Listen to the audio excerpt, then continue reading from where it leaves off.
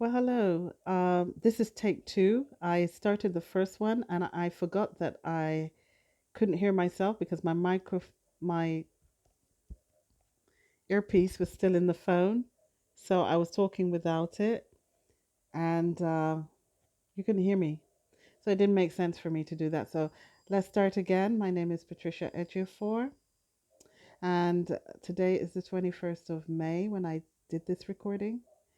And I just wanted to kind of let you know that it's been about 7 days now since I had my surgery.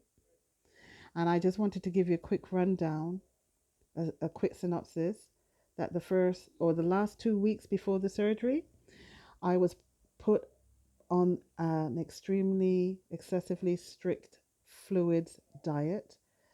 And this can only be for on per advised by the doctors who would initiate this. This is not for dieters' dreams. Unless it's something that you are allowed to do, check with your doctors first.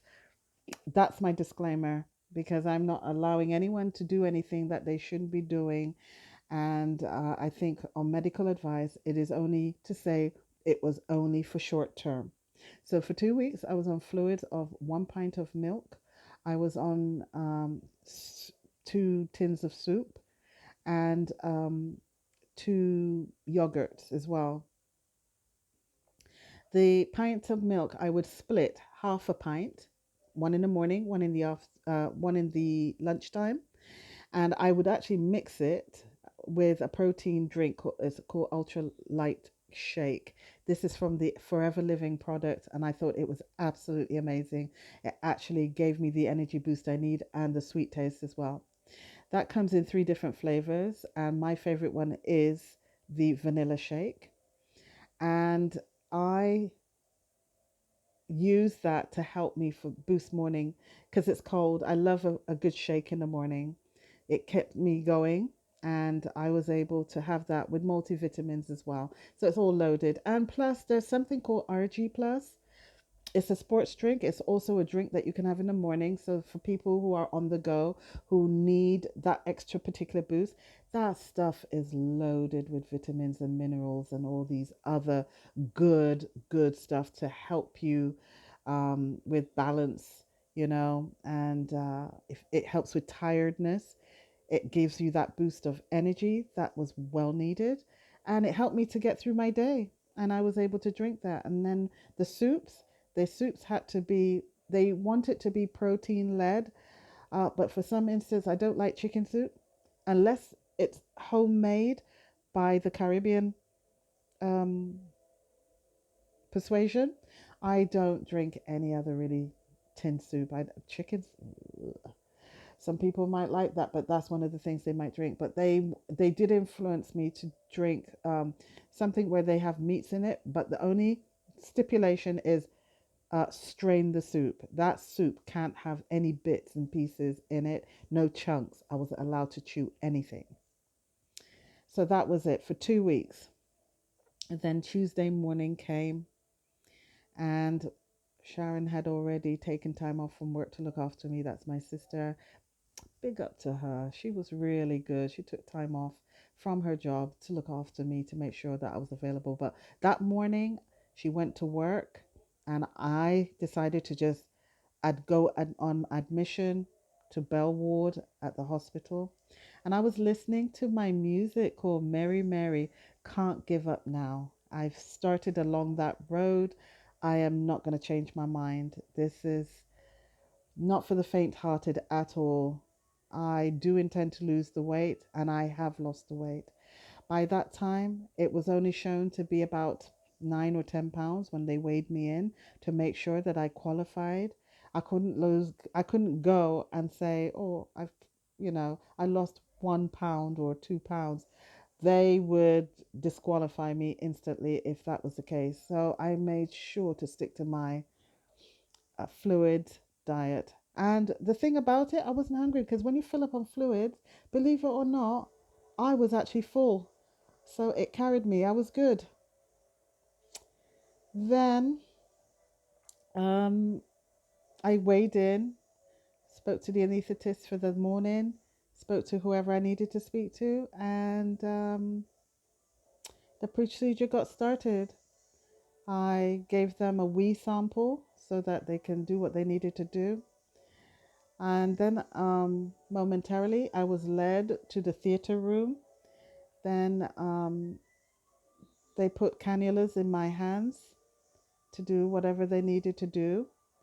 And they injected me to go to sleep. But before I did that, I was introduced to all the members of people in the room, and they were quite pleasant. They were very nice. They would all often ask me permission.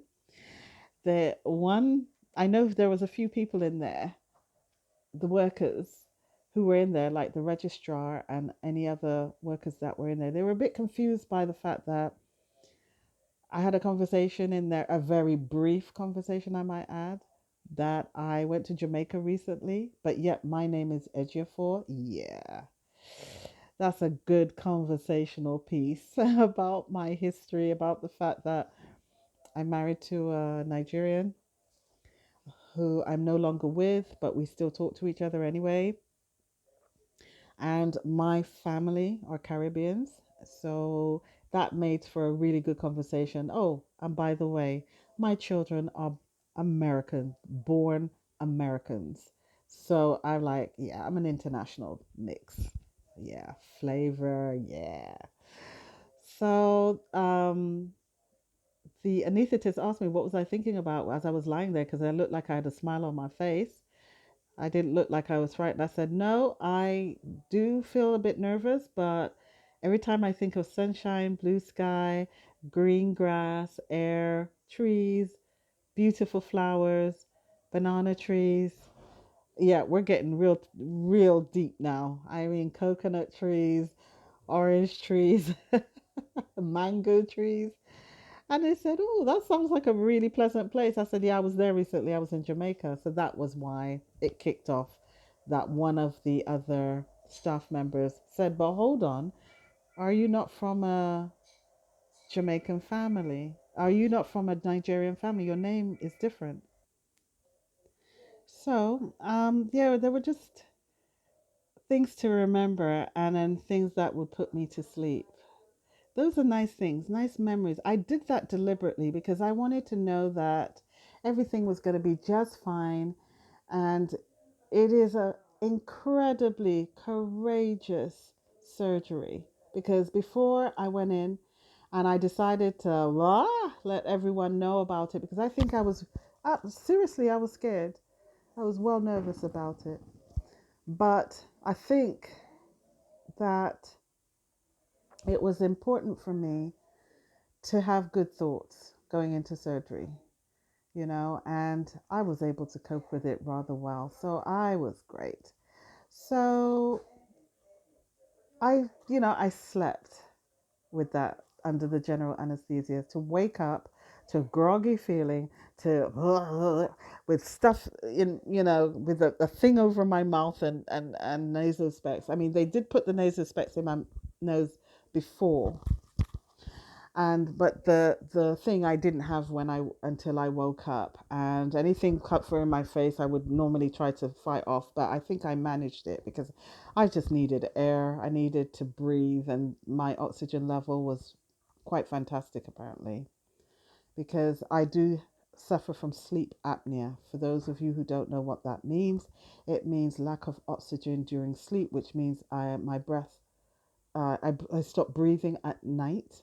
And sometimes it will take waking me up when my body realizes it has to breathe. And this is part of the reason why I snore as well, but it's not. But they said it was mild, and even though it's low, it's not. It wasn't anything that they could worry about. So they wanted to make sure that I had enough oxygen and air to breathe, and which was apparently quite excellent. So all of that was happening, and I woke up into the recovery room. I had assumed because it didn't look like the same place I was in, but I was so groggy, so out of it. I think I was feeling a bit disoriented as well, where people could have done anything they want. In fact, I remembered that even they were having conversation among themselves about the bed pushing, and I was so out of it. I couldn't even open my eyes. but I could hear what people were saying. And I heard somebody say, boy, if you were at King's, you wouldn't have to be pushing. They use an equipment, they use an electrical equipment to push the beds, right? And you wouldn't even be having to do all this pushing. And I said something like, she's right. Because they thought, oh, she heard, ah, King's employee. Because you know what? I think when they learn that you're a healthcare professional in an NHS environment somewhere else, they sometimes it's like everybody's on their guard. Like sometimes, only sometimes. But I said that's true. The porters do have their engineer. They don't push beds as much as they used to. So that was really funny. I thought that was quite weird. I do remember saying that. So I must have been quite, there was a level of consciousness. There must have been. They got me to Larch Ward, second floor, Riverside, Lewisham Hospital. That was where I was. Um, then that was when the rehabilitation of um, drinking had to start as well. But I remember I had to ask for the bedpans like 8 times for the night, and it kept them running and going, and they were like, ah, she's outpouring so much. But by the morning they saw that I was dehydrated. I wasn't drinking as much as I was the output, so they had to put me on Hartman IV, which is the drugs that the IV bags that they had on their metal thing. I can never lost for words there. um so they had to put me on an IV drip, so that I can be rehydrated all over again, so that I can start drinking again, because my tummy was painfully sore. Bubbles were pouring from my stomach. Obviously, there was some changes there, so my funny tastes in my mouth and learning to swallow was a big deal, and the feeling of ugh, and my stomach was moving, like, oh my gosh, I have to get used to this new feeling of how to ingest my food with a new feeling, and it's so weird. And my stomach was always bubbly, so I had to make sure I was drinking. I could, taking foods, and it was so heartbreaking as well. I was in the hospital for 3 days, and as I was rehabilitating, because they start you with three different cups, or 3 or 4 different cups, and I had to drink 1 cup, or I would take the time to drink a cup for 25 meals or 30 meals every 15 minutes.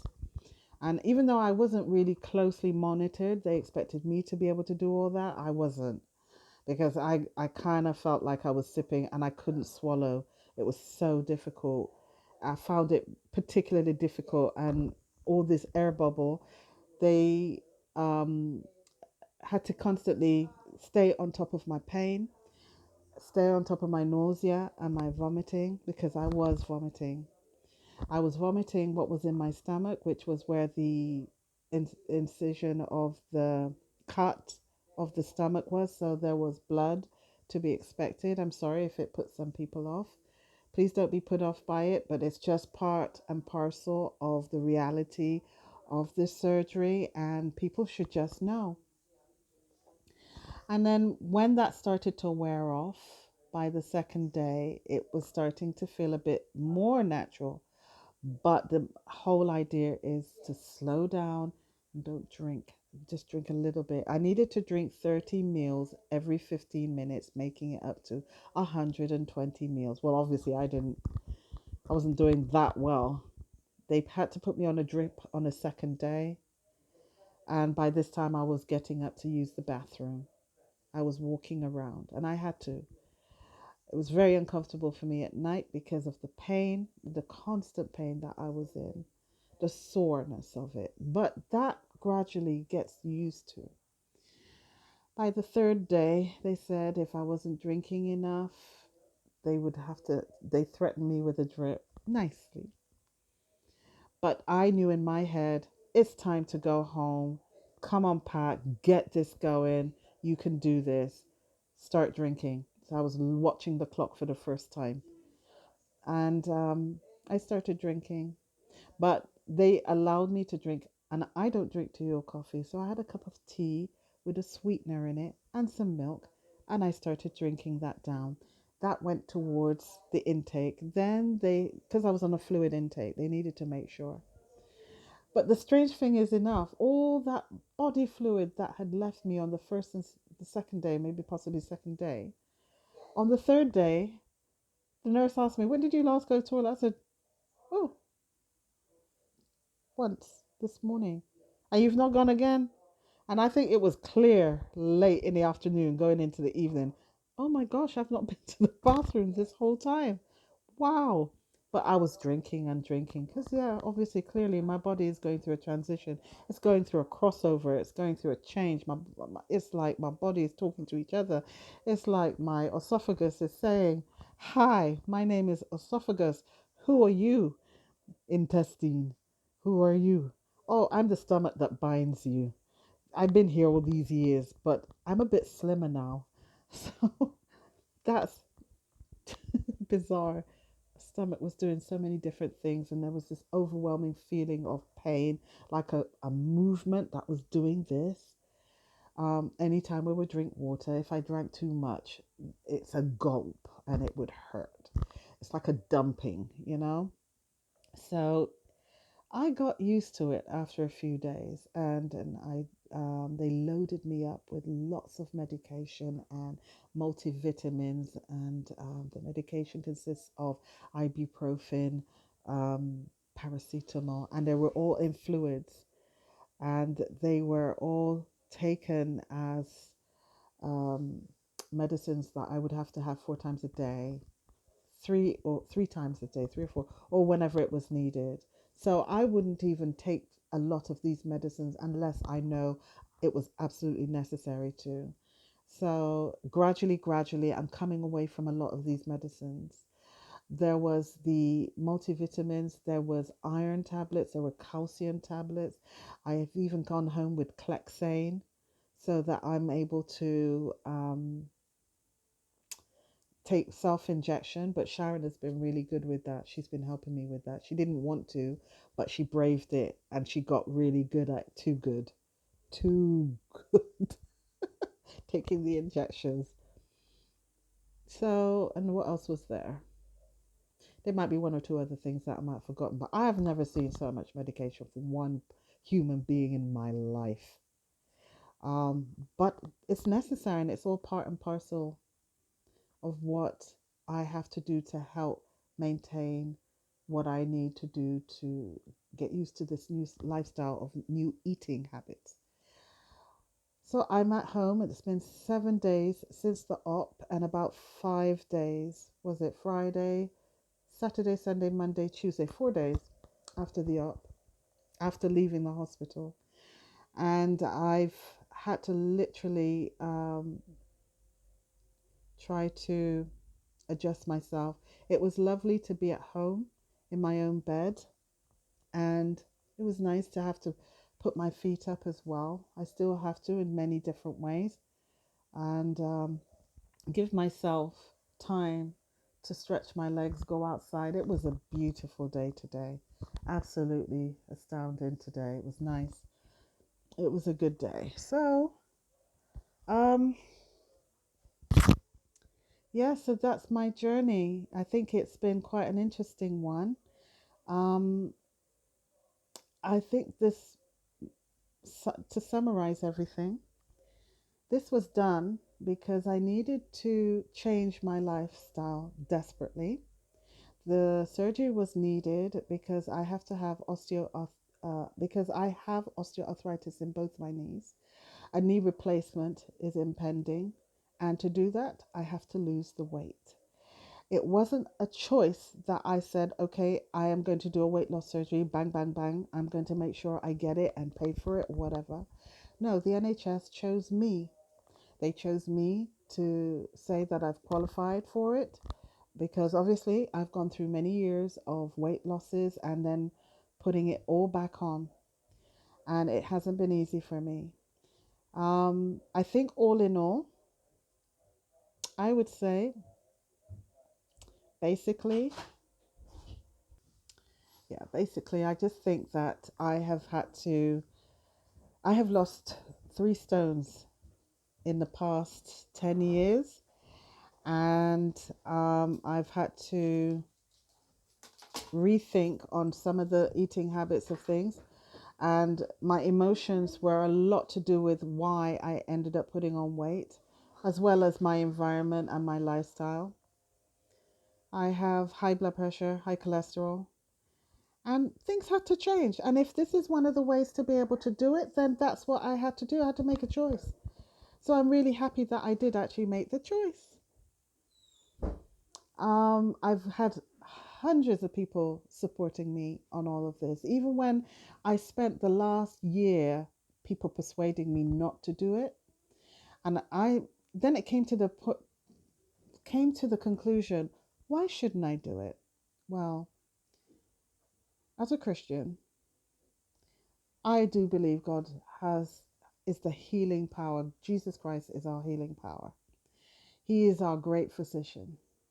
But what I've noticed on some of the things I went through in my weight loss journey is that spiritually, God, Jesus, perhaps when he walked on this earth among men, and he saw the suffering of the people, he didn't just lay hands on them. He would say, because of your faith, you've been made whole. And sometimes it would just mean it's just different ways of healing. He will heal the blind man in so many different ways. A blind man, so many different blind people in different ways. On one occasion, he took dirt and put spat on it as dirt, and I don't recommend that. This is this is Jesus we're talking about, blood type G, okay? He could do that. He's pure. He's 100% divine. So he could do that with his 100% humanity. And he rubbed it on the eyes of the man, and he told them, go wash it off. There's so many instances in about how people get their healing in the Bible, where the prophet had to tell the man, go to River Jordan and dip yourself in there 7 times. Some people will roll on the floor in modern times now or something, and they'll get their healing. Some people will just walk out from their chair and get their healing. Some people will lose their weight incredibly without this kind of setback, without this kind of um, weight weight loss. They would do it magnificently on some of those that are out there. And I do have some favorite ones because they have some great recipes. It's just that for some reason, I just wasn't able, I was able to lose the weight, but when it comes to maintaining, that was really hard for me. So this was a last resort. And even though the good Lord has shown himself in his light, I think he preferred that I chose to go in this way by using the technology of man with man's knowledge and skills. And I believe there's also maybe a ministry for me in this to let other women know that it is possible to not feel guilty about this. Because for a long time, I think I was feeling a bit guilty about the fact that I've had to take this decision. And I stopped feeling guilty after I realized that the opportunity came because God has allowed it. God has chosen it.